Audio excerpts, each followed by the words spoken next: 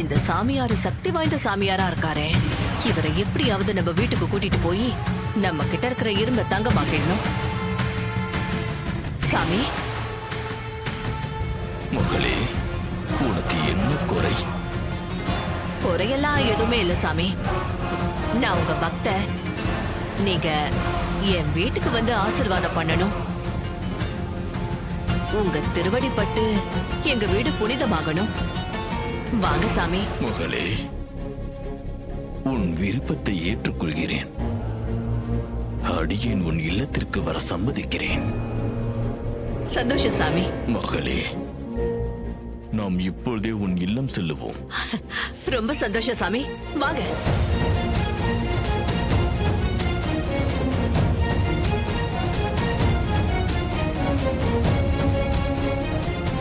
எப்படி? இன்றே டவுன்லோட் செய்து உங்கள் ஃபேவரட் ஷோக்களை என்ஜாய் பண்ணுங்க.